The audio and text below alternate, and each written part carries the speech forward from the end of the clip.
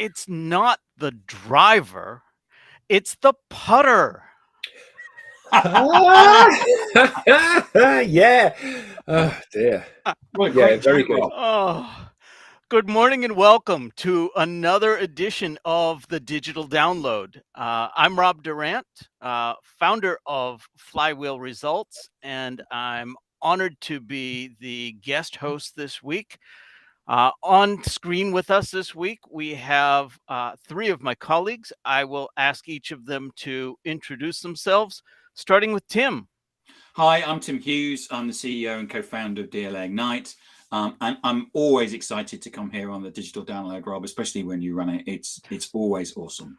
So it's a highlight of. I'm actually going to steal. I'm stealing Adam's words. It's a highlight. I've been really looking forward to it. I'm not just saying that. I really am. I really am looking forward to it. Awesome, thank you. Adam. Hi, I'm Adam. I'm co-founder of DLA Ignite with Tim, and what he said. Great. Sounds great. And Lorena. Hello, I'm Lorena Borgo. I am based in Lima, Peru, and I'm a legal marketing and business developer consultant at EDPE Consultants, and very, very happy to be here, Rob, today, Tim, Adam. So happy to have Lovely you, to see Lorena. you. So this week's topic came to me when I was discussing my new job. One of my career bucket list goals was to teach at a university. And starting this semester, I've had that opportunity. I'm teaching an introductory business course to freshmen at Suffolk University. And I've been 2 weeks into it now, and it's everything I thought it would be and more. The discussion came around to, well, what are you teaching? Yes, thank you, Adam. What are you teaching? Well, right now, I'm teaching an introductory business course.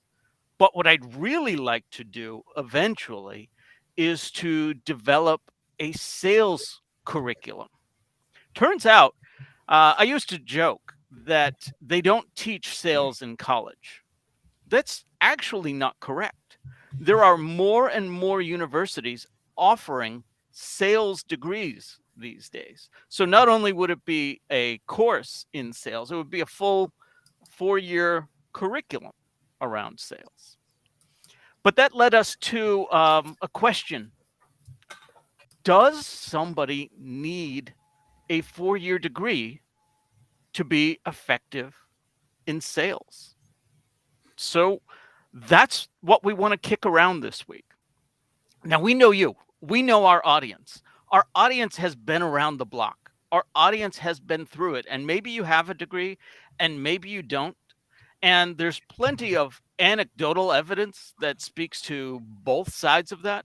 And there's very little research that speaks to it. So, what we're really going to have to rely on this week are the anecdotes and the wisdom of the crowd. So, we are reaching out to the audience to ask you to participate extensively. You're generally great about that anyway. So, we're looking forward to hearing from you. We want to make sure that you are contributing to this conversation as much as we all are. But as I said, we're looking to the wisdom of the crowd here. I did find an article, ironically, later that day, or rather a LinkedIn post that speaks to exactly that. And if you don't mind, I'd like to share that. Let's see. How do I go about? Let's see. Yeah, he is, isn't he? There we go.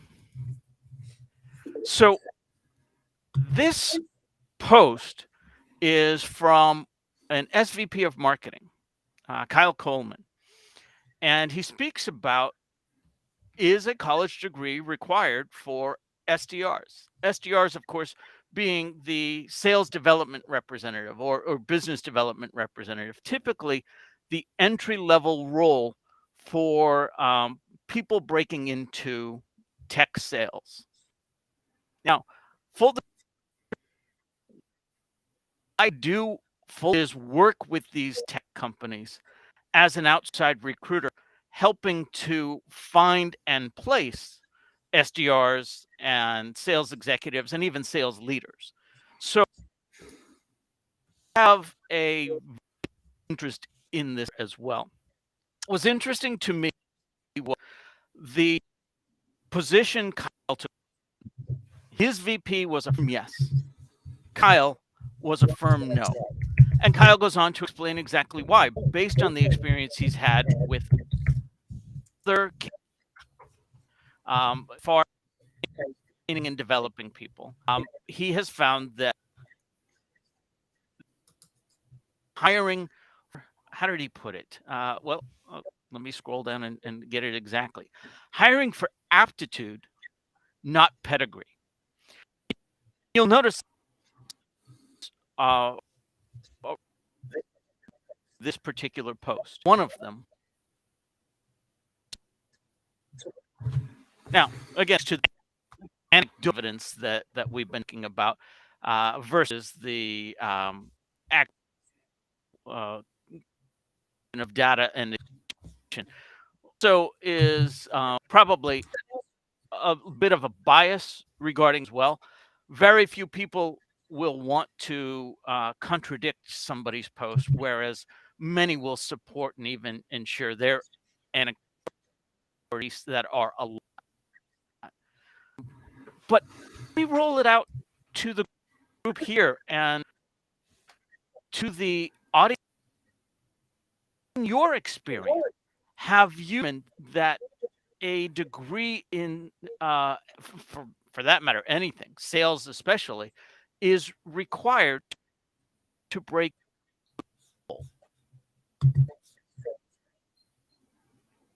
I have lost. I can't. If there are questions being posed, I'll ask someone else to chime in for me, please. Rob, it's a really interesting debate. Personally, I think that salespeople don't need to have a degree. I think that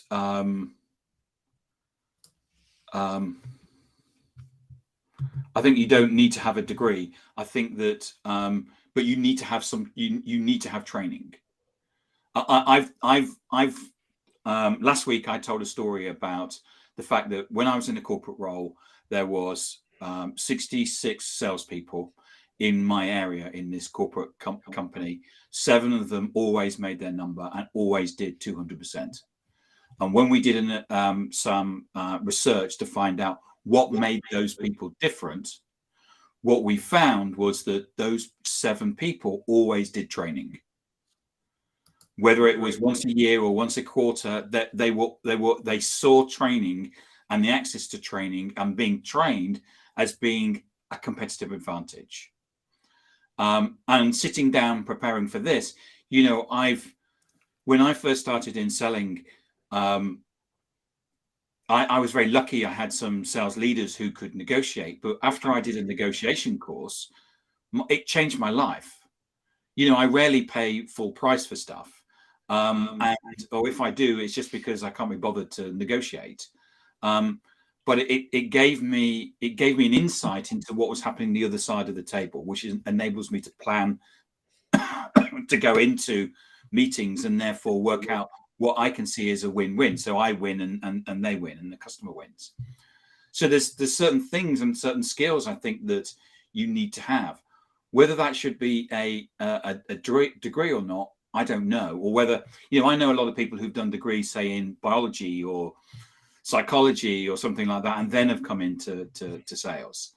So, but whether you need, I know successful people who don't have degrees and don't have degrees in sales. So that's kind of my view.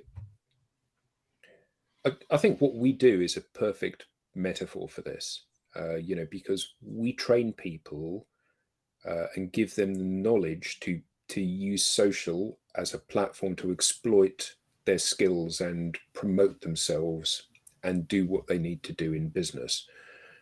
But knowing what to do and doing it are 2 different things. And I think that this is the issue particularly with something like sales, which is a vocation. You know, you've got, you can have the knowledge, but if you don't implement the knowledge and exhibit the behavior, you are going to fail. And I think that one of the challenges that we have, interesting that you flagged it in that post, or the guy that wrote the post flagged it, is that the expectation is that if we're going to hire someone, we're going to hire somebody that's got a degree. And I think that increasingly now that has become table stakes for people in order to get on the career ladder.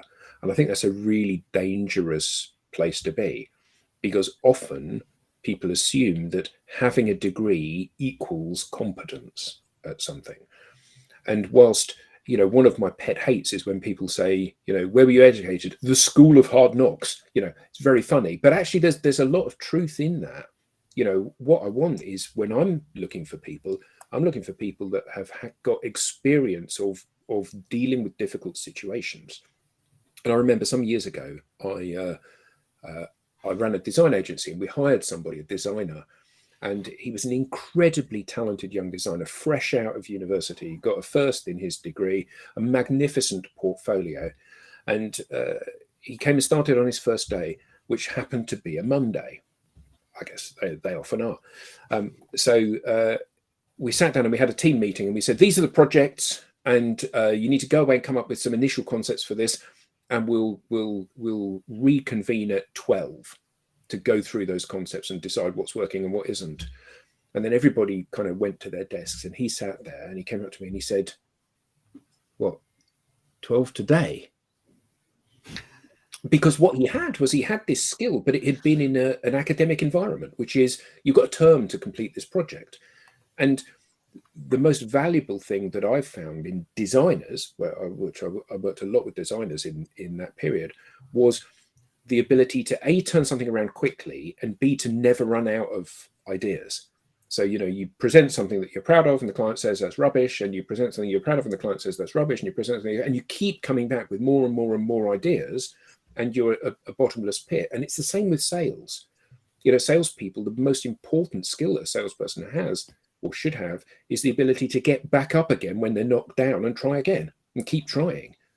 And I think that that's one of the things that in the kind of the academic environment, you tend often not to see. It's funny you say that, because day one of the course that I was teaching, I walked into the room, and I do this with every class. I've taught high school geometry and middle schoolers, and now college freshmen. And one of the first statements I make to them is, I want you to fail. Well, now I've got their attention.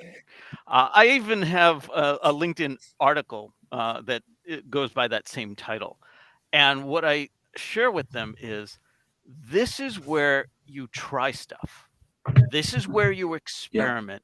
This is where you fail.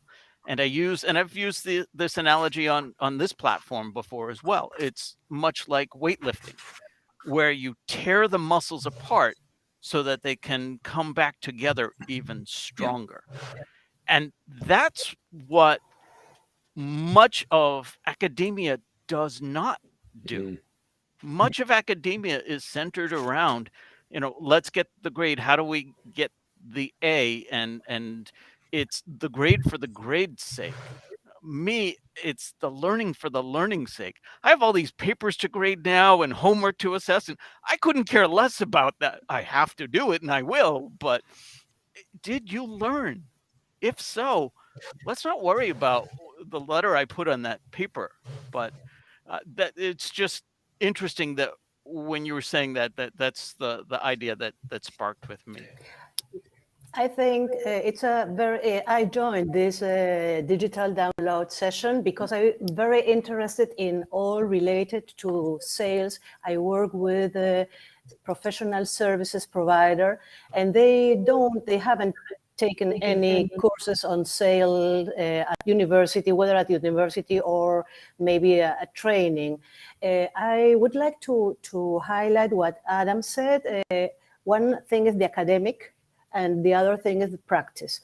So maybe, for example, at university, you can get a sales title as a sales professional, but it will involve a lot of things like psychology, and maybe it's similar to what marketing or other professions or courses that marketing wasn't a career many years ago. It has developed to a career, and maybe sales will later.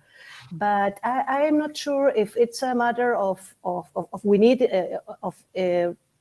if we are going, or somebody is going to hire a sales professional.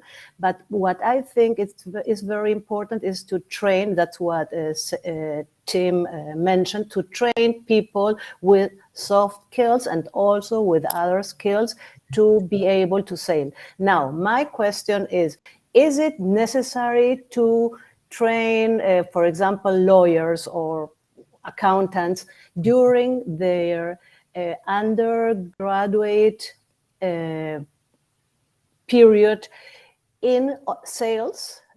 Because, and now I'm finishing, many of the lawyers with whom I talk, they say, oh, we haven't learned marketing or sales at university. And really, when we left university, we saw that we needed it. When do they need really to learn that? And is it like like in a professional level? Or that's my point, my question. That's a really good point. And I think that what you're doing, Rob, in terms of that introduction to business, it needs to cover all of those different bits, whether you're studying a business degree or not. If you're in business, if you're in the working world, you need to understand a bit about marketing, yourself and your business. You need to understand a bit about selling. You need to understand a bit about career development. You need to understand all of those things that impact you personally. But I think that a lot of the challenge, particularly with people whose minds are wired in the professional services world, so lawyers, accountants, even doctors as well, where the desire for the acquisition of knowledge is an end in its own right, rather than using that knowledge and implementing that knowledge in a practical kind of way. And I think that one of the challenges that we have is that sales is a very action-based activity. So the fact that you know how to sell something is not good enough. The fact that you can sell something, you can implement it, you can have conversations, you can process that. All of that is the thing that is really important. And I think that the challenge always here is that people need to understand that the learning the theory of something is one thing, and the deploying that theory and using it is something entirely different, but equally important. So, what's the value of a 4-year degree that's not even in a sales specialty, whether it's marketing or geology? I'm working with clients that insist on a 4-year degree, and they don't care what that degree is, but it has to be a 4-year degree. I have some thoughts around that, but let me ask the panel here. Why do you think that might be? When I joined International Computers Limited, ICL, which was at the time the only UK computer company, as a graduate, so this is a couple of years ago, 55% of the people that they employed didn't have computer studies as a degree. They were actually looking for people that had different subject areas, biology, geography, and things like that, because what they were looking for was the application of skill. So the understanding is, if you've been on a 4-year degree, you know certain things, and there's a certain you have a certain level of intelligence, and what they want is to bring that and apply that. Now, I'm not saying that people who don't have a degree can't do that. It's just that was the criteria that company used as a way of getting into the company. And those people went off and have had, because I've tracked them, successful careers in IT. So it didn't. So my point being is just because you've got a particular degree in a particular area doesn't mean that you actually have to go and do that as a job. And you can, and it, I know lots of people that are retrained in the 30s or and got MBAs because they wanted to have the business qualification, but it was about recognizing that they had a certain level that they then went and applied.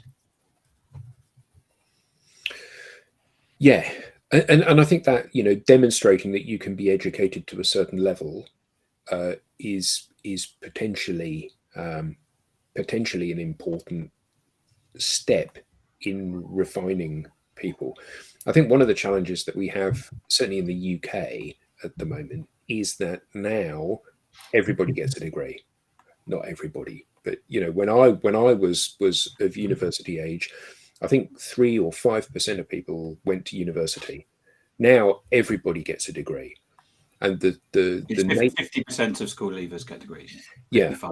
55%. So it used to be that it was the high watermark for your competence in an academic endeavor, and now it isn't. It's you're in top half if you get a degree, which actually means that it puts a different onus on where the selection process happens.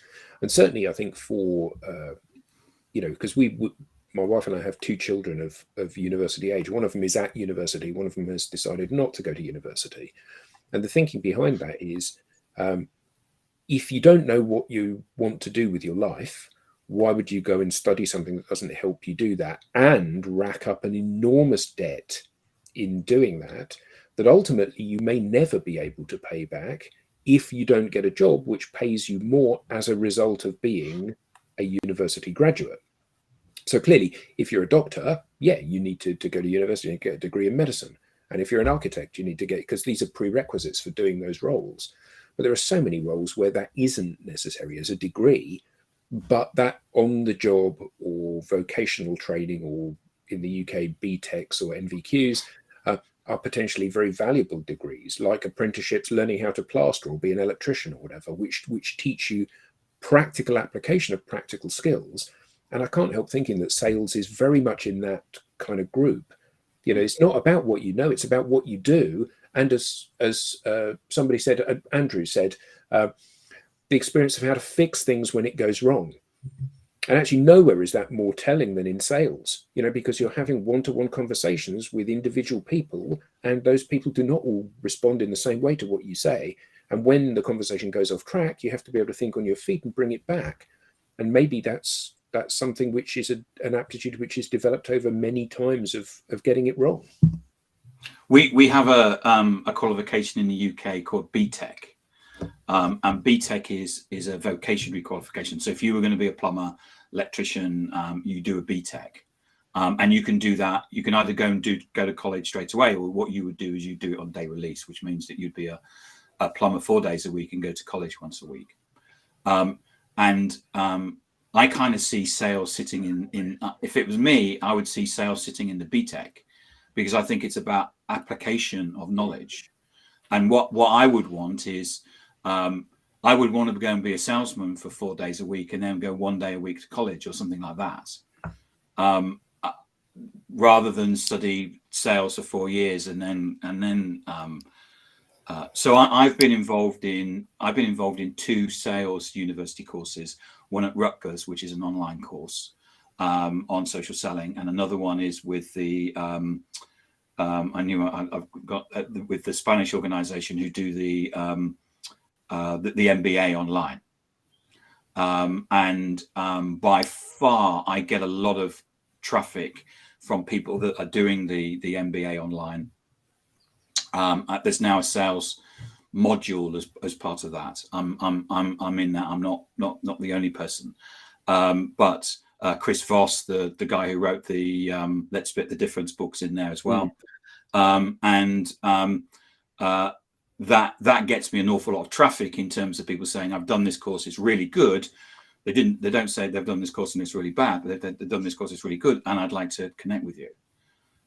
So there are different types of ways of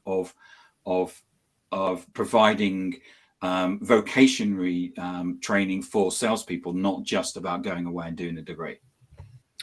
I think the other thing. Sorry, go on, Lorena.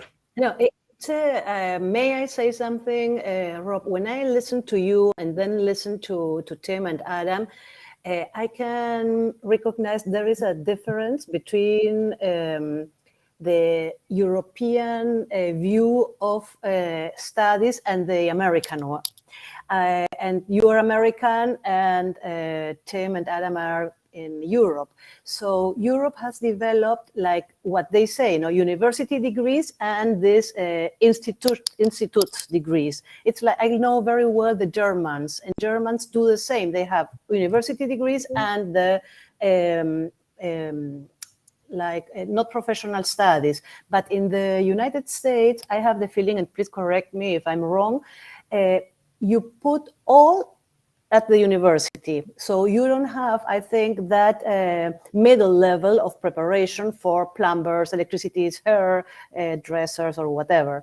And I think it's important to it's a reason, for example, why marketing is today a career. It wasn't before. I don't know if in Europe it's a career. It's a career, but it has developed later than in the United States. So I think it's a different approach, and that sales can be taught at university, maybe a course on how, or what we are doing at DLA, the Ignite, not to prepare people to do sales, but I'm not sure if it should be a professional degree neither.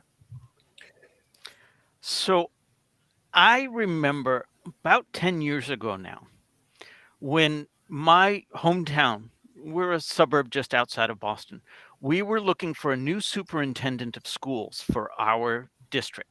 We have, I think, about 6 elementary schools, a middle school, and a high school. And the candidate that really impressed me said, right now, Melrose, my hometown, has about 95% of the high school graduates going on to college.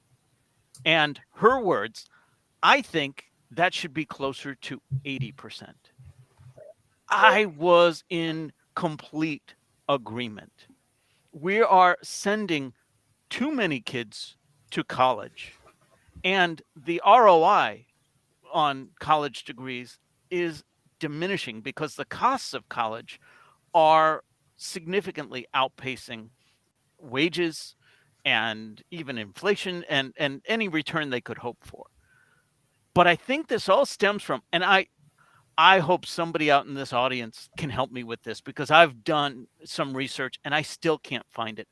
I know that it's tracked on a US government report, but I want to know where this originated.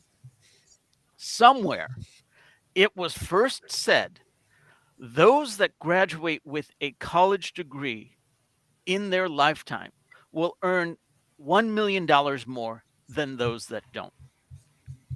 I hate that fact because A, I can't see the resources, the research that went in to back that up. And B, to me, that lumps in everybody who sits on the couch and doesn't want a job with all of the professionals who have gone on to vocations and run their own business. And I think it's just inherently wrong. But it's because of that fact, if you will, and the repetition of that fact, and what parent would want to put their child at a disadvantage, that everyone sends their kids to college. You have to go to school. But I do think, though, that there's a bigger question here, isn't there? Which is, in the US or the UK, you might do a 3 or 4 year degree course for something, and that's a long time. It's a long time. So there was a report that said something like, by the time you get to your last year in university, 50% of what you learn in your first year isn't relevant anymore. Now, I'm sure that isn't the case with some things. It will be the case with science, and it will be the case with marketing, and it will be the case with many things, but it will be some things where that isn't true. But generically, I think we can safely say that education is about collecting best practice from things and then putting that into a hopper and teaching people what is best practice. We have often said that the problem with best practice is that if you follow best practice, you're simply copying what somebody else has done. And that isn't where the win is.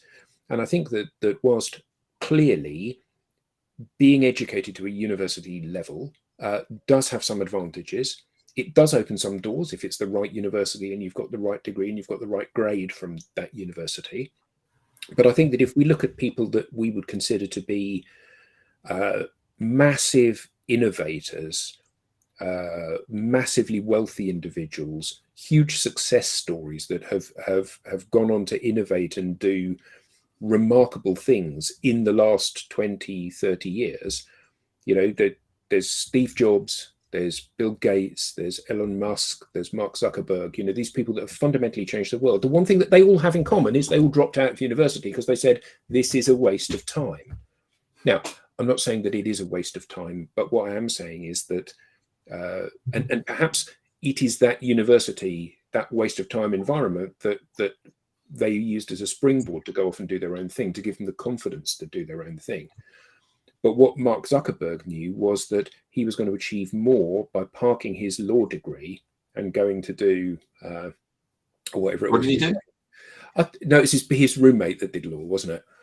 But and Steve Jobs, dropped out of even though his birth parents were so desperate for him to go to university and said that's a prerequisite of us letting him go up for adoption, and his parents scrimped and saved to put him into university. He did one semester and then he dropped out in order that he could drop in and go and learn loads of different things at other courses at the university. And then after a year, he quit to go and do Apple. And I think these success stories demonstrate that we need to keep our eyes open and our horizons broad, and simply assuming that going to university and getting a degree is your launch pad to greatness is potentially profoundly wrong these days. So why do you think companies require a degree? Because companies are led by old people like us. I think sometimes we started off the conversation, which is that quite often there's in recruitment. I think didn't we talk about this last week, which is that quite often when we talk about recruitment, it's a tick box.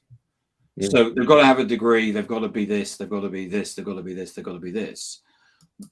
Whereas, if we take Adam's video from today, here we are in what is we're in a massive transformation as a society and as a business, as big as the transformation in terms of the Industrial Revolution. And are the skills that actually we got 20 years ago applicable to business now?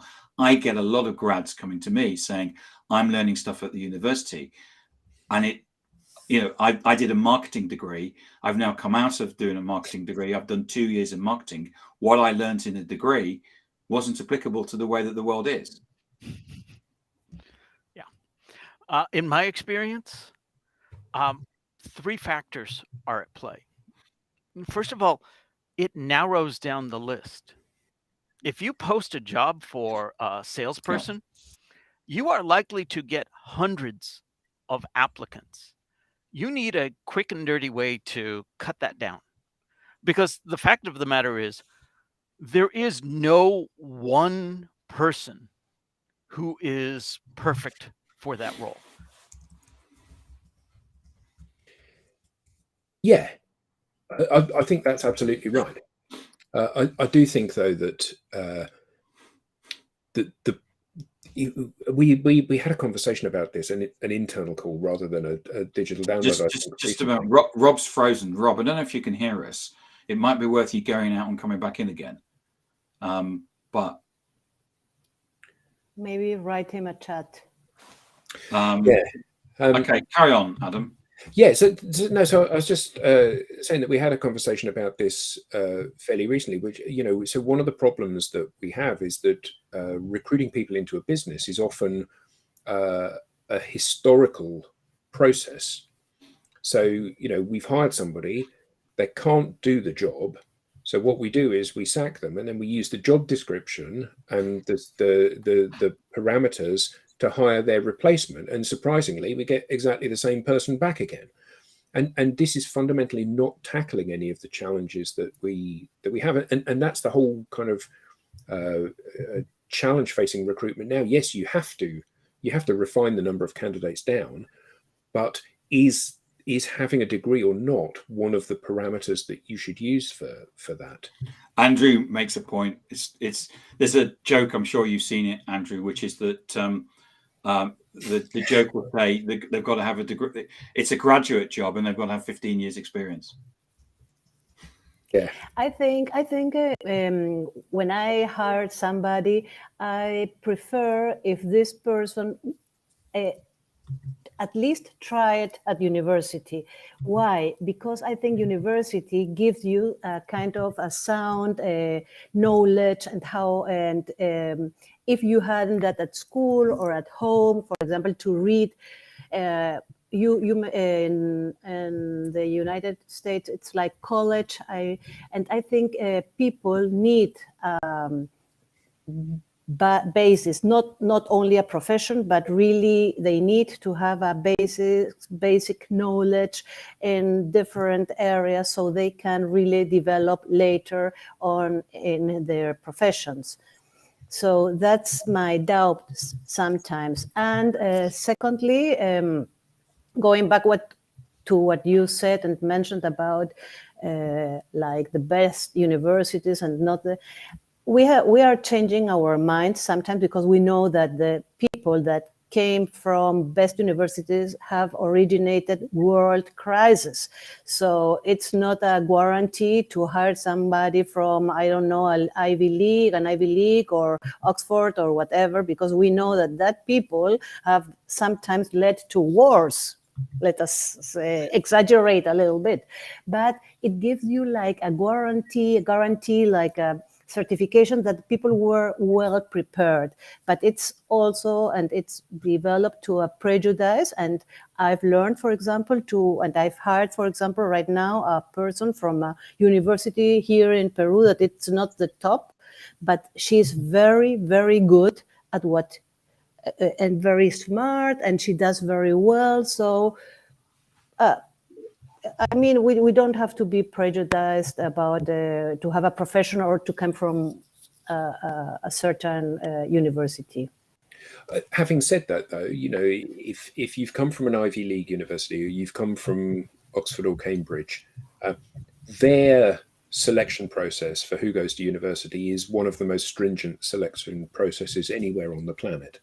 So if you want somebody that is in that top stripe of academic intellectual brilliance, then absolutely those people have been vetted to the point where you can guarantee that they're going to be really clever individuals.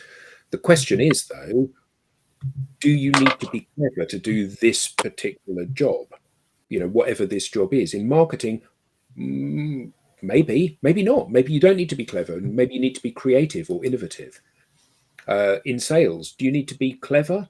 You need to have a very high EQ, emotional intelligence. But do you need to have a very high IQ? Possibly not, because it's about forming bonds and winning trust.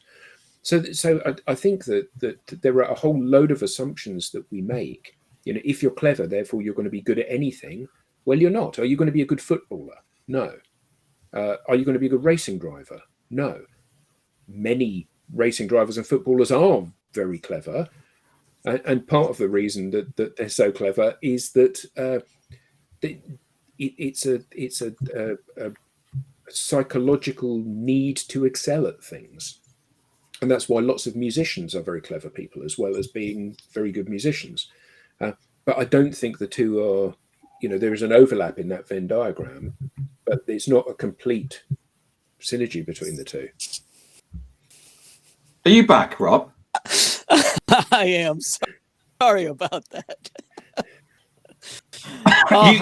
You said I've been thinking about this, and there's three things about, and then you froze. So, thank you. The three things I was thinking of, first of all, it narrows down the list. When you put a job role, you're going to get hundreds of applicants. and you need to sort through that. And my belief is that while there are people who are qualified and even highly qualified, you do one and only one person who is perfect for the role. You are much better off who is highly qualified for it. And having a degree is just one way. Another reason that companies require, because it serves as a proxy for and even maturity, right or wrong. It's probably the biggest reason, the unsaid reason, is because of their degree. Therefore, anyone that works for me is going to have to as well. Yeah, be that right or I think that's nailed it. That's absolutely the case. I think that's the case. Yeah. Yeah, I think more than anything else is because I worked really hard for 4 years to get my degree. Therefore, you're going to have worked 4 years really hard to get your degree. And that's I think that's the fact that people recruit people who are like them. Yeah, based on their own image. Yeah. Yeah. Yeah. Yeah. Diversity initiatives be damned. That is still often. Yeah. So I'm working with a client right now. So here in the UK, there's some companies that even insist on a level of degree. So, for example, I went for a job at KPMG many years ago, and even though I was the best person in the world to do the job, I didn't get it because I didn't have a 2-1, because they only recruited people with 2-1s. I don't, but so for the record, I don't have a degree. I have what's called an HND, which is actually a vocational qualification, but you still have to go to university to get it. But I was turned down because I didn't have a 2-1. And it is so one of the things that I have seen with education as a whole. This is not degree bashing, but education as a whole is that it can, if you're not careful, it can educate out of people their ability to innovate and think outside the box, because they're told this is the solution. Here's the question, this is the answer. And actually, what I think we're learning increasingly now with our interactions with people and with businesses and with the world as a whole is that there's more than one answer. And often the answer that we thought was the correct answer is in fact profoundly wrong. And what we have is a situation where the education system hasn't caught up. So Sir Ken Robinson did 3 TED Talks about this very thing, and this idea that we educate creativity out of people. And I'm not talking about creativity with a pencil and paper and a paint, but I'm talking about creative solutions to existing problems. And the problem is that the more we push people down that road, the more we rob those people of the opportunity to look outside of their education. And the problem is that there is no initiative, or very little in the way of initiatives within the educational and the academic system to encourage people to think about how they can solve creatively the challenges that we're facing. Seth Godin Adam, speaks on that a lot as well. I now, when you were talking about that, I remembered when you mentioned, for example, the cases of Zuckerberg and Steve Jobs. No, they started and they left, but maybe it's interesting to spot on or put an eye on. They achieved to be accepted by the best universities. So that certificates that their brains were different than other brains. So I mean, no, I think they were brilliant people. I mean, I think the best example of that is that when Facebook was set to open in China, Mark Zuckerberg learned to speak Chinese, learned to speak Mandarin to go and introduce Facebook to China. Now, it's worth, I think it was Mandarin, and I think that the staggering fact about Mandarin is that the language is so complex, that half of the people for whom it is their native language are not fluent in it. That's how difficult a language it is. And yet he went there and he said, hello in Chinese, hello, I'm so excited to be here. And everybody was like, really, oh, he's learned to say the opening in Chinese. And then he said, first of all, right, are there any questions from the audience in Chinese? And someone asked him in Chinese, and then he answered them in Chinese. And clearly he learned to speak the language. Now, here's a guy with an IQ of in excess of 200 that can turn his hand to anything. And yes, that enabled him to go to Harvard. But actually, there's more to it than that. When he was there, he realized that, a group of old people teaching me the way things used to be is not how I'm going to make my mark on the world. And I think that often that's the challenge, isn't it? That educational establishments are not at the cutting edge of what's current. They're looking at stuff which is very cemented in and is trailing edge.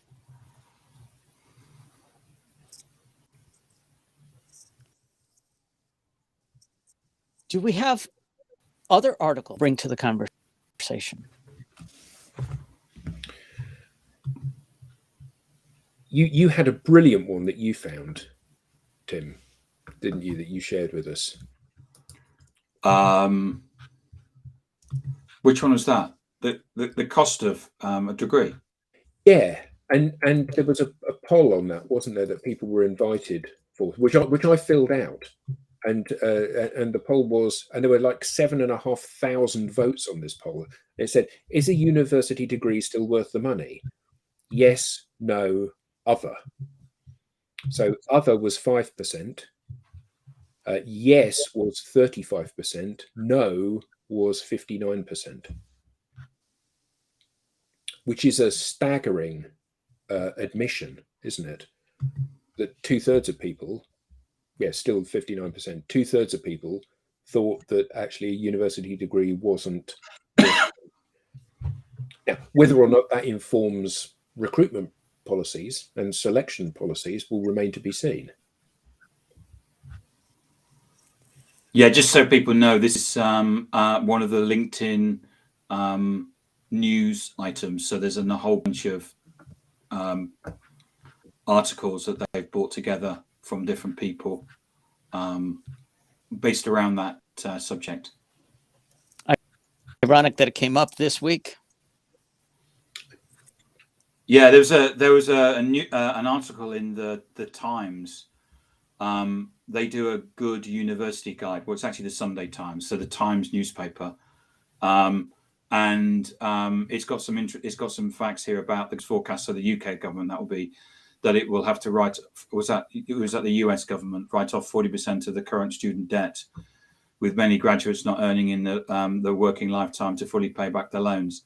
In fact, graduates now need to earn £65,000. So what's that? That's $80,000 to even reduce the debt in the current repayment interest rate of 7.3%, which is about 3% over the current base rate. Yeah, this does also highlight the fact that education is a business. Obviously, when you and I were at school, Tim, education wasn't a business. It was a service that was provided to the citizens of the country.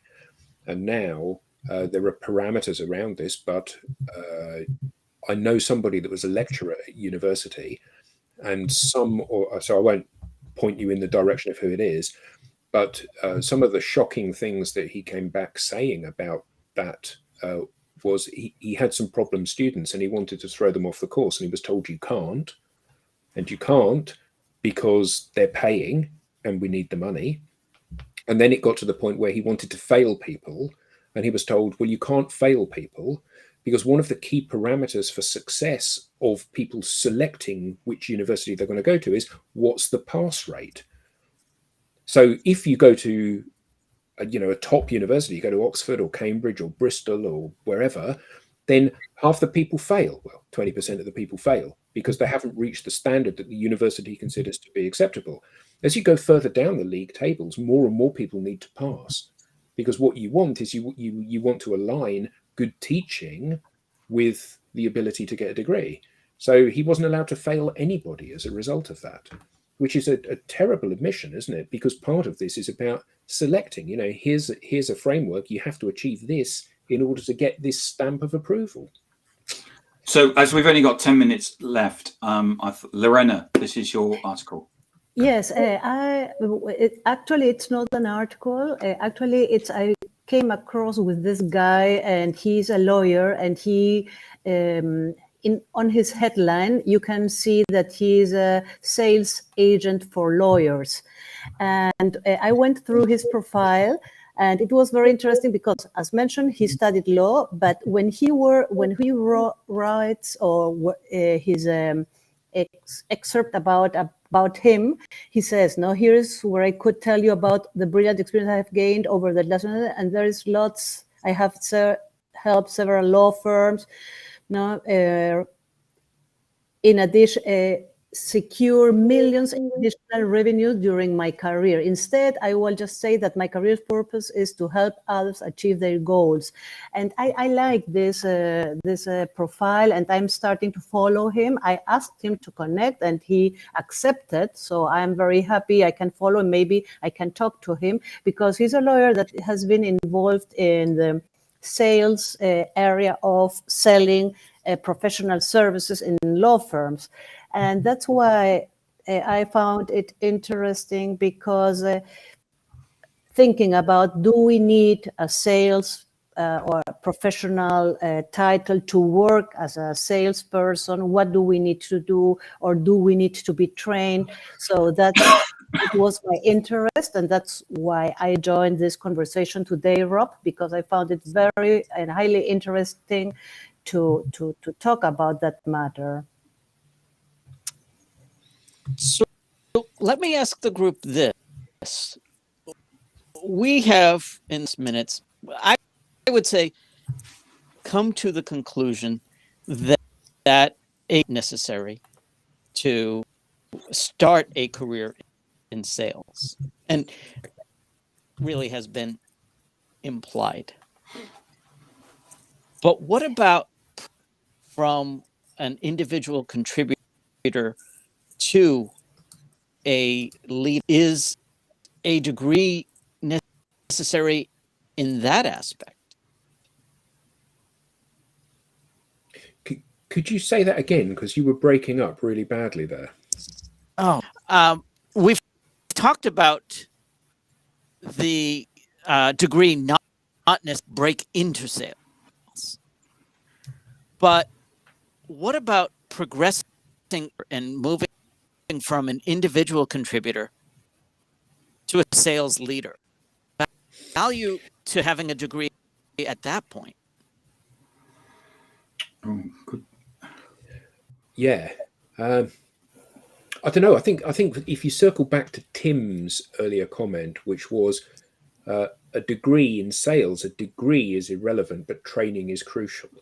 And I think that's part of the thing, isn't it? I think that sales is such a good metaphor for so many team sports in the world. And actually, you can be a theoretical leader, but generally speaking, the best performing coaches and captains of teams are people that have been through it and done it themselves. And I think that sales leaders that have risen through the ranks to become leaders are often very powerful leaders because they understand the challenges facing the people that are at the coalface. But I do think that one of the kind of the oddities of business is that, Tim, you're a brilliant salesman, therefore we'll promote you to a role where you're not a salesman anymore and you're a manager. And actually, he may be a brilliant manager, but you can't make that assumption. And I think that until we think about, and Andrew's comment, is this trickling down to secondary high school education? No, it isn't. And I think that the challenge here is that we are not asking people to create their own vision for where they're going. So Tim, as a salesman, a number carrying salesman, if he's happy as a salesman, he should be able to enjoy and be applauded for being a salesman, not to see that he has to become a sales manager to do. And the same with people at school. you need to set up an expectation in people where whatever your passion is, or whatever you have an interest in, or whatever you have an aptitude for, is the thing that you should be developing and you should be focusing on. Because somebody has to be a footballer, somebody has to be a doctor, somebody has to be a salesperson, somebody has to be an accountant. The world needs all of those things, but what it doesn't need is to be told that if you're a lawyer, you're worth more than if you're an accountant, or if you're an accountant, a salesman. Because actually, this complex machine that is society only works if everybody is doing the things that they're best at and they enjoy most and feel fulfilled and are rewarded for doing those things. Leadership requires different skills. When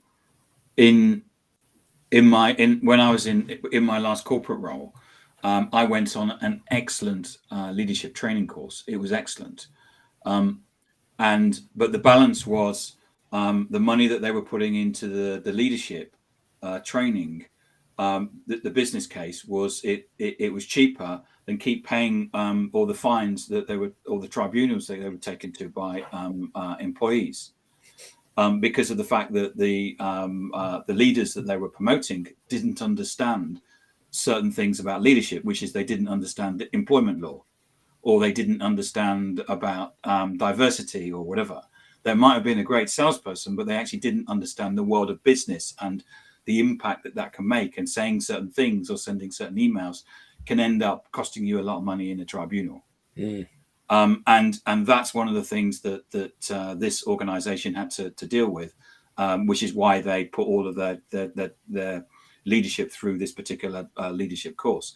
And I think I've been very lucky that I've been and done lots of training through my career. And each time I've done that training, and I've probably gone to organizations where they say that they do training. I think I've always thought that was important. But I've done lots of training or parts of training through my career because I think that you're forever learning. And you can always go on a course and learn something, whatever it is.